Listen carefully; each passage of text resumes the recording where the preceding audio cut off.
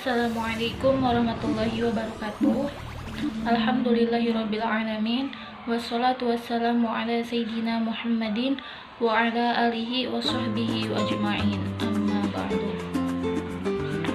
Perkenalkan, nama saya Rizka Riestasari Arofah.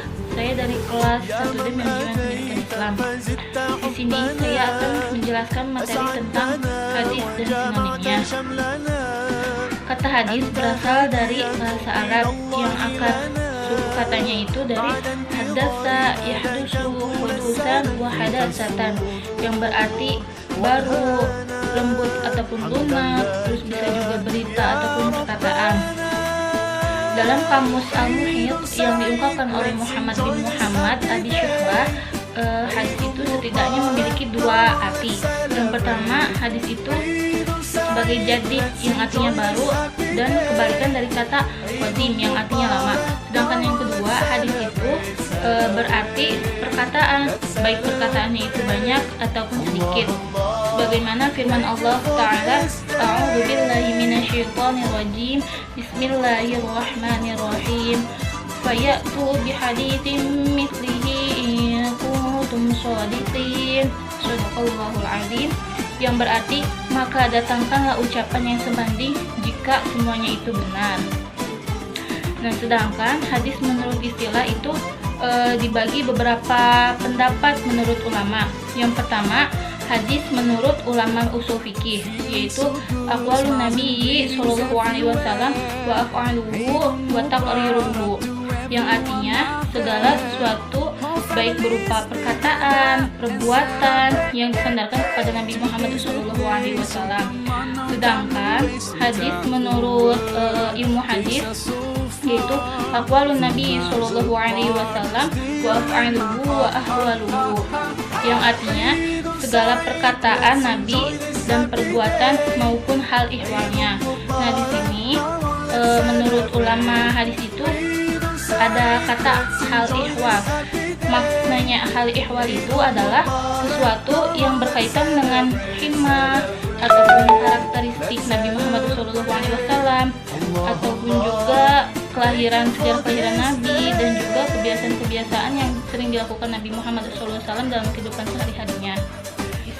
Nah, di sini saya akan mencontohkan karakteristik Nabi Muhammad SAW, yaitu terdapat pada salah satunya terdapat pada surah Al-Fat, ayat terakhir, yaitu ayat 29, yang berbunyi A'udzu billahi minasyaitonir rajim, Bismillahirrahmanirrahim, Muhammadur Rasulullah walladzina ma'ahu asyidda'u 'alal kuffari ruhama'u bainahum tarahum ruk'an sujjadan yabtaguna fadlan minallahi wa ridwana simahum fi wujuhihim min atharis sujud dzalika mathaluhum fit taurah wa mathaluhum fil injil kazar'in akhraja syat'ahu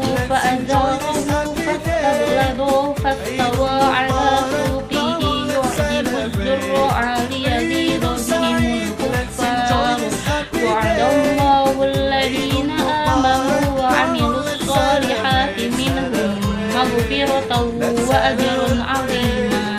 Shadaqallahul azim. Nah, dari ayat tersebut terdapat 4 karakteristik Nabi Muhammad SAW. Yang pertama itu pada ayat asyidda'u 'alal kuffar, yang berarti bersikap keras terhadap orang-orang kafir. Maknanya itu, jadi kaum muslimin itu harus berpegang teguh terhadap prinsip-prinsip dan juga nilai-nilai agama Islam serta bisa mengamalkannya. Terus yang kedua yaitu ruhama'u bainahum. Nabi Muhammad memiliki karakteristik menebarkan kasih sayang terhadap sesama.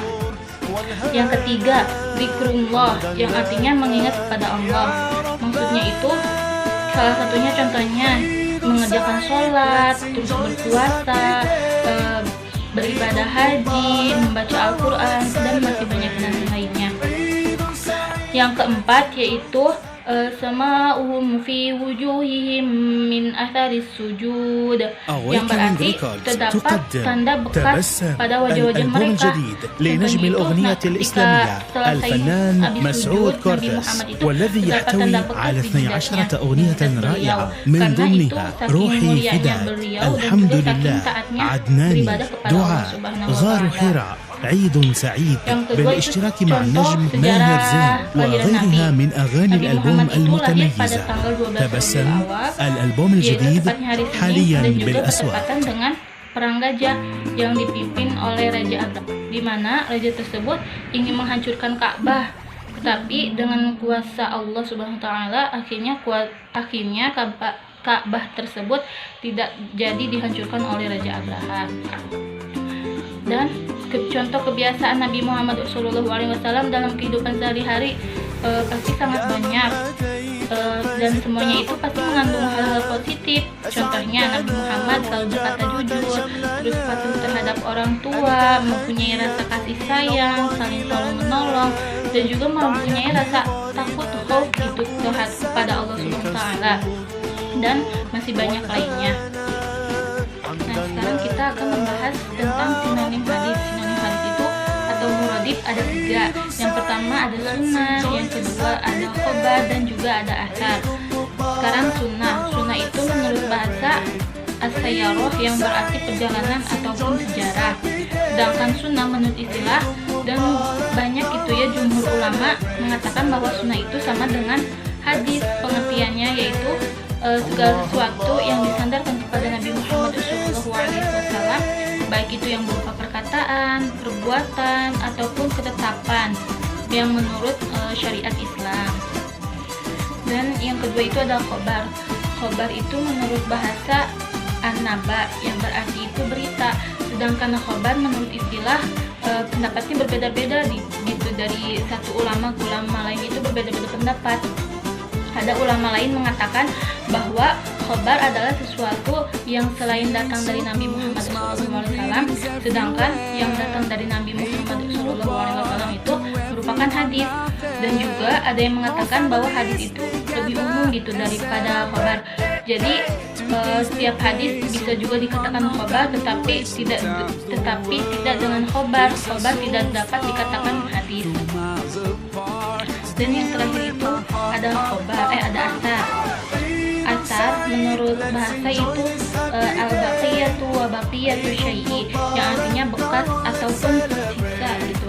Maksudnya sisa dari pada doa Nabi Muhammad SAW ataupun bekas-bekas sejarah Nabi Muhammad SAW.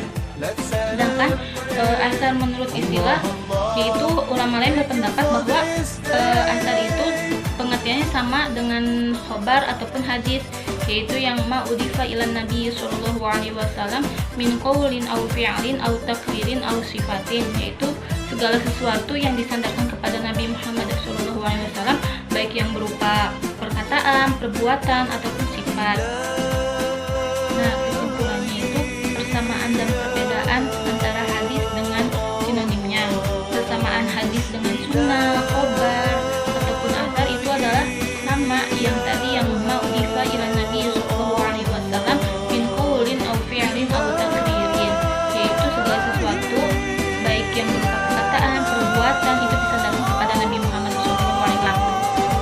Sedangkan perbedaan hadis dengan sunnah ataupun khobar ataupun asar yaitu menurut sebagian ulama bahwa sunnah itu lebih luas daripada hadis. Titik berat sunnah adalah kebiasaan normatif dari Nabi Muhammad SAW. Sedangkan khobar itu selain dinisbahkan kepada Nabi Muhammad, khobar juga dinisbahkan kepada para tabi'in, kepada para sahabat, dan juga khobar lebih umum gitu daripada hadis. Dan asar itu lebih sering digunakan untuk sebutan bagi perkataan sahabat dan para tabi'in, meskipun terkadang disebutkan juga kepada Nabi Muhammad SAW.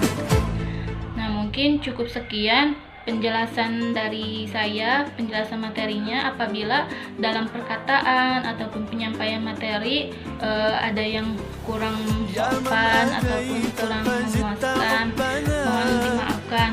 Mungkin saya juga di sini masih tahap belajar, masih butuh untuk memperdalam lagi ilmu hadis. Sekian dari saya. Wabillahi taufiq wal hidayah. Wassalamualaikum warahmatullahi wabarakatuh.